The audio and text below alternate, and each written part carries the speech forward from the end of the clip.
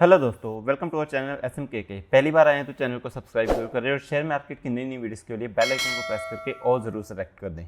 तो दोस्तों सबसे पहले बात करते हैं टाटा मोटर्स की। आज के दिन डाउन था। तो दोस्तों टाटा मोटर्स में काफ़ी दिन से गिरावट चल रही है। 5 दिन की परफॉर्मेंस देखो तो लगभग 5% डाउन है। 1100 के ऊपर गया था, 1180 तक इसका 52 वीक हाई है, लेकिन वहाँ से ये डाउन ही आ रहा है। उसके बाद ऊपर जा ही नहीं पाया। ये देखिए, यहाँ से अगर देखो 1121 यहाँ पे आ गया है, लेकिन उसी दिन उसने 1169 का हाई लगाया था। उसके बाद से ये डाउन नहीं आ रहा है, लगभग 8-10% डाउन है। तो दोस्तों इसका रीज़न क्या है? इसका रीज़न बहुत ही क्लियर है, मैं आपको बताता हूँ। क्या होता है कि जैसे ऑटोमोबाइल कंपनी होती है, हर महीने उनका डेटा आता है कि उन्होंने कितनी गाड़ियाँ बेची है, कितनी सेल्स की है। तो दोस्तों ये कंपैरिजन हर महीने होता है। उस डाटा पे ये स्टॉक्स बहुत डिपेंड करते हैं। अब थोड़ा सा डिटेल में पढ़ लेते हैं। तो ये मैंने ओपन कर लिया टाटा मोटर्स का प्रॉफिट एंड लॉस। अगर इसकी बैलेंस शीट देखें तो ये देखिए, पहले कंपनी लॉस में थी। ये जून 2022 के आसपास अगर देखें तो लॉस भी देखिए, -4400, फिर -1400, -992, उसके बाद फिर -5000, और ये करोड़ में है। तो दोस्तों काफ़ी ज़्यादा कंपनी लॉस में थी, लेकिन फिर क्या हुआ, कंपनी अचानक से प्रॉफिट में आ गई, और प्रॉफिट भी कितना हो, 3000 करोड़ का, जो कि बहुत अच्छी बात है। उसके बाद कंपनी ने 5000 करोड़ का प्रॉफिट दिखाया, उसके बाद फिर 3000 करोड़ का, फिर 3800 का, और उसके बाद 7100 करोड़ का प्रॉफिट दिखाया, और साथ में डिविडेंड भी दिया। पहली बार पिछले 7-8 साल के बाद कंपनी ने डिविडेंड दिया था। तो दोस्तों बहुत सारी अच्छी चीज़ें होने लगी टाटा मोटर्स में, और टाटा मोटर्स बहुत अच्छा चलने लगा। आप देखिए 17,000 करोड़ का भी प्रॉफिट एक बार बना है, लेकिन उसमें कुछ टैक्स वगैरह की एडजस्टमेंट है, इसलिए इतना ज़्यादा है, लेकिन फिर भी काफ़ी अच्छा प्रॉफिट है। और इस बार कितना था, 5,692। दोस्तों सबसे बड़ा रीज़न ये है कि कंपनी पहले तो लॉस में थी, उसके बाद प्रॉफिट में आ गई। ठीक है, इन्वेस्टर्स को अच्छा लगा, इसमें बाइंग होने लगी, क्योंकि यही तो चाहिए होता है कि लॉस से प्रॉफिट में आ जाए तो बाइंग होने लग जाती है। उसके बाद इसने डिविडेंड भी देना शुरू कर दिया, एक और पॉजिटिव पॉइंट जुड़ गया, तो ये भी अच्छी बात है। लेकिन इसके बाद क्या, कंपनी कैसे और ऊपर जाएगी? तो दोस्तों उसी के बारे में बात करने वाले हैं। सबसे पहले टाटा मोटर्स की 5 साल की परफॉर्मेंस देखते हैं। अगर आप देखोगे तो थोड़ी मैक्सिमम परफॉर्मेंस देख लेते हैं। तो किसी टाइम पे टाटा मोटर्स स्टार्ट जब हुई थी, उसके बाद से बहुत अच्छी, बहुत ऊपर जा रही थी। ये देखिए 2016 तक इसने बहुत अच्छी रिटर्न दे दी थी, और लगभग 565 तक पहुंची थी। लेकिन उसके बाद से ऑटोमोबाइल का इतना खराब टाइम शुरू हो गया कि सारी कंपनियां नीचे आ गई, लेकिन टाटा मोटर्स बहुत ज़्यादा नीचे आ गई। 565 से सीधा 76 रुपये पे पहुंच गई थी, 76-75 रुपये पे पहुंच गई थी। इतना खराब टाइम टाटा मोटर्स ने कभी भी नहीं देखा था जब से लिस्ट हुई थी। लेकिन उसके बाद हुआ टर्न अराउंड। उसका रीज़न क्या था? क्योंकि पहले क्या था, जब टाटा मोटर्स की गाड़ियां आती थी उनकी सेल इतनी ज़्यादा अच्छी नहीं थी। रीज़न, सारा मार्केट शेयर जो था वो ऑलमोस्ट मारुति के पास था। 50 से 60% मार्केट शेयर मारुति के पास था। लोग मारुति की ही गाड़ियां पसंद करते थे, इसीलिए मारुति इतना ऊपर था। टाटा की सेल्स इतनी हो ही नहीं थी। लेकिन टर्न अराउंड कैसे हुआ? इलेक्ट्रिक व्हीकल से। टाटा ने बहुत जल्दी समझ लिया कि अब मार्केट में इलेक्ट्रिक व्हीकल चलने वाले हैं। दुनिया भर में यही लोग बात कर रहे हैं कि इलेक्ट्रिक व्हीकल आना चाहिए, हमें पॉल्यूशन कम करना है, इसके लिए हमें पेट्रोल डीजल गाड़ियां बंद करनी चाहिए। तो टाटा मोटर्स ने पेट्रोल डीजल तो चालू रखी, लेकिन साथ में इलेक्ट्रिक गाड़ियां बढ़ानी शुरू कर दी, बेचनी शुरू कर दी, और लोगों ने उसको अपनाना भी शुरू कर दिया। और आज के टाइम पे टाटा मोटर्स का मार्केट शेयर देखिए इलेक्ट्रिक व्हीकल में कितना है, 70 से 73%। अगर हम पेट्रोल डीजल की बात करें तो अभी भी मारुति ज़्यादा है, लेकिन जैसे कि हर कंट्री में और इंडिया में भी लोग चाहते हैं, जैसे कि नितिन गडकरी ने ये भी बोल दिया है कि डीजल की गाड़ियां बंद कर दो। अगर लोग नहीं बंद कर रहे तो डीजल पे इतना ज़्यादा टैक्स बढ़ा दो, डीजल गाड़ियों पे इतना ज़्यादा टैक्स लगा दो कि लोग खरीदना बंद करते हैं और लोग जल्दी से इलेक्ट्रिक व्हीकल पे आ जाएं। उनका कहना ये भी है कि 2030 तक सिर्फ इलेक्ट्रिक गाड़ियां दौड़ेंगी इंडिया में, डीजल और पेट्रोल दोनों बंद हो जाएंगी। तो दोस्तों यही चीज़ टाटा ने बहुत जल्दी समझ ली। उन्होंने 2020 में इलेक्ट्रिक गाड़ियां बनाना शुरू कर दिया, और उसके बाद अगर आप देखोगे तो शेयर 76 से कहाँ पे पहुंच गया, सीधा 1254% की रिटर्न, लगभग 1300% की रिटर्न अगर देखा जाए, और शेयर पहुंच गया 1100-1200 के आसपास। आप मेरी पुरानी वीडियोस देखोगे, जब ये शेयर 200-250 पे या 300 पे था, मैं तब भी कहता था कि टाटा मोटर्स जल्दी ही 1000 तक भी पहुंच सकता है, जैसा ये परफॉर्म कर रहा है। और जो बात हो रही कि अभी आगे क्या, दोस्तों सबसे पहले तो यही बात है कि टाटा मोटर्स के पास लगभग 70-73% इलेक्ट्रिक व्हीकल की होल्डिंग है मार्केट में। तो ये बहुत अच्छी बात है। और टाटा मोटर्स ने अभी नई गाड़ियां भी लॉन्च की है, जैसे टाटा कर्व आई है, वो भी इलेक्ट्रिक में आई है, हैरियर भी इलेक्ट्रिक में आने वाली है। तो जैसे जैसे ये नई गाड़ियां लॉन्च करते जाएंगे इनको फ़ायदा है। दूसरा, ये थोड़ा सा डरने की बात है कि मारुति सुजुकी 2025 में अपनी पहली इलेक्ट्रिक गाड़ी लॉन्च करने वाली है। Mahindra and Mahindra already electric गाड़ियां लॉन्च कर रहे हैं। तो ये थोड़ा सा डरने की बात तो ज़रूर है। लेकिन एक और चीज़ है जो इनको ध्यान में रखनी पड़ेगी, वो है अभी की सेल्स। अभी की भी अगर सेल्स देखा जाए तो गाड़ियों की सेल कम हो रही है, इलेक्ट्रिक व्हीकल की कम हो रही है, और वहीं से टाटा मोटर्स थोड़ा सा गिर रहा है। इस महीने का भी जब डेटा आया था तो वही था कि टाटा मोटर्स की गाड़ियाँ थोड़ी सी कम बिकी थी, कंपैरिजन करें अगर year on year and quarter on quarter, तो उसी का रीज़न है। लेकिन मैं अभी भी यही कहूँगा कि टाटा मोटर्स बहुत अच्छा स्टॉक है। जैसे इन्होंने इलेक्ट्रिक गाड़ियों की होल्डिंग पकड़ी हुई है, अगर ऐसे ही रहे और ये अच्छी खासी कार सेल करते रहे तो टाटा मोटर्स जल्दी ही बहुत आगे जा सकता है। और ऑलरेडी देखिए इसने 5 साल में 703% की रिटर्न दे दी है। अगर अभी थोड़ा सा गिरता भी है, मतलब 1040 का अगर ये 900 तक भी आ जाता है तो मेरे हिसाब से कोई घबराने वाली बात होगी नहीं, ये वापस से ऊपर जा सकता है, ऐसा ये दमखम रखता है। तो दोस्तों टाटा मोटर्स रिकमेंडेशन कोई नहीं है, लेकिन बिजनेस अभी तक इनका अच्छा है। एंड ये डिपेंड काफ़ी करता है कि इलेक्ट्रिक गाड़ियों का जो फ्यूचर कैसा है। अगर मान लीजिए कल को कोई दूसरी सरकार आ जाती है जो बोलती है कि इलेक्ट्रिक गाड़ियां नहीं चलेंगी, सिर्फ पेट्रोल एंड डीजल चलेंगी, तो ये स्टॉक फिर से बहुत नीचे आ जाएगा, एकदम से क्रैश कर जाएगा, ये भी हो सकता है। लेकिन बिल्कुल फ्यूचर किसने देखा है, अभी तक तो बिजनेस इनका स्ट्रॉन्ग लग रहा है, तो इसी हिसाब से स्टॉक अच्छा है। नेक्स्ट हम बात कर लेते हैं सुज़लोन एनर्जी। सुज़लोन एनर्जी आज के दिन थोड़ा डाउन है, बीच में बहुत ऊपर गया था, फिर से डाउन आ गया। ऊपर जाने का रीजन समझ लेते हैं। Suzlon energy share jump 3% on winning India's largest wind energy from NTPC. तो दोस्तों इनको सुज़लोन एनर्जी काम किस में करती है, विंड एनर्जी में या रिन्यूएबल एनर्जी में, क्लीन एनर्जी, ग्रीन एनर्जी, तो उसी का इनको ऑर्डर मिला है एनटीपीसी ग्रीन एनर्जी से 1166 मेगावाट का, जो कि काफ़ी बड़ा ऑर्डर है। और स्टॉक ऊपर तो गया लेकिन उसके बाद फिर से प्रॉफिट बुकिंग हुई। उसका रीज़न यही है कि स्टॉक थोड़ा छोटा है, 74 रुपीज़ का स्टॉक है, तो इसमें प्रॉफिट बुकिंग करना या ट्रेडर्स का आना काफ़ी आसान होता है, इसलिए ऐसा है चलता रहता है। लेकिन पिछले 1 साल की परफॉर्मेंस देखो तो 209% की रिटर्न है, और 5 साल की देखो तो कंपनी ने 2473% की रिटर्न दे दी थी। अगर आप लॉकडाउन में देखोगे तो कंपनी 2-2.5 रुपये पे चल रही थी।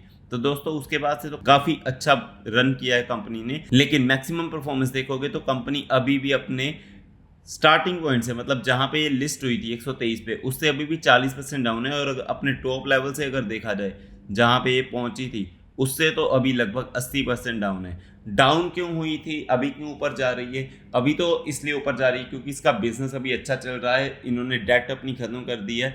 तो ये कुछ रीज़न है जिसकी वजह से लोग भरोसा दिखा रहे हैं इस पर।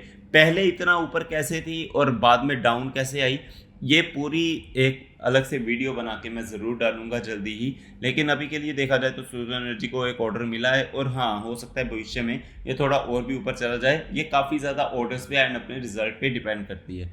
नेक्स्ट हम बात करते हैं प्रीमियर एनर्जीज। जब से लिस्ट होता है धमाका ही कर रहा है। पहले दिन जब लिस्ट हुआ, अगर 1 महीने की परफॉर्मेंस देखें तो अभी तो फ्लैट ही लग रहा है, लेकिन जब पहले दिन लिस्ट हुआ तो 990 पे हुआ था, और उसके बाद से ये देखिए 990 पे लिस्ट हुआ था, और उसके बाद पहले ही दिन कहाँ पे चला गया था, 807 रुपये पे।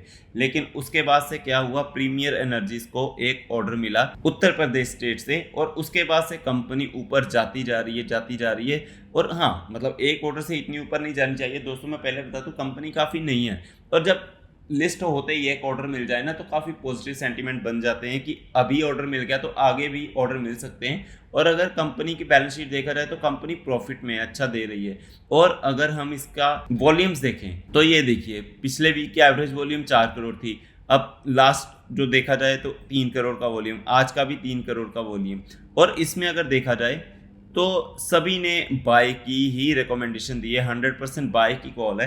तो मतलब कि काफ़ी जो मार्केट एक्सपर्ट्स हैं वो भी इस पे बुलिश हैं, और शायद अभी तक तो ये काफ़ी सही जा रहा है। नेक्स्ट हम बात करते हैं बजाज हाउसिंग फाइनेंस। तो आज आईपीओ का पहला दिन था और ये ऑलरेडी 2 टाइम्स ओवर सब्सक्राइब हो चुका है। थोड़ी सी डिटेल पढ़ लेते हैं कि इसने 2 टाइम्स बिड रिसीव की है, जिसमें से NII हाईएस्ट बिडर है, कितना 4.35 टाइम्स, उसके बाद रिटेल इन्वेस्टर 1.5 टाइम्स। तो दोस्तों सबसे पहले सबको देखना होता है कि GMP क्या चल रहा है, तो हम सीधा GMP पे चले जाते हैं। और IPO का प्राइस आपको पता है कि 66 से 70, मतलब कि जो रिटेल इन्वेस्टर उनको 70 रुपये पे मिलेगा। और इसका GMP आज के दिन 56 चल रहा है, जो कि प्रीमियम से 80% है। तो दोस्तों 70 रुपये का शेयर प्लस 56 अगर लगा दिया जाए तो 126 रुपये बन जाता है। GMP कम ज़्यादा होता रहता है मार्केट के हिसाब से। और आप सबको पता है कि 11 तारीख को US में इन्फ्लेशन का डेटा आने वाला है, और उसी दिन पता चलेगा अगर US मार्केट क्रैश हो जाती है, इन्फ्लेशन का डेटा सही नहीं आता, तो इंडियन मार्केट पे भी उसका असर पड़ेगा और इसकी लिस्टिंग पे भी उसका असर पड़ सकता है, क्योंकि ये तो 16 को लिस्ट होने वाला है। तो दोस्तों नेक्स्ट बात करते हैं VBL की। VBL बहुत अच्छा स्टॉक है, जैसा कि मैं हर बार बोलता हूँ। आज के दिन काफ़ी दिन बाद ऊपर गया, अगर देखा जाए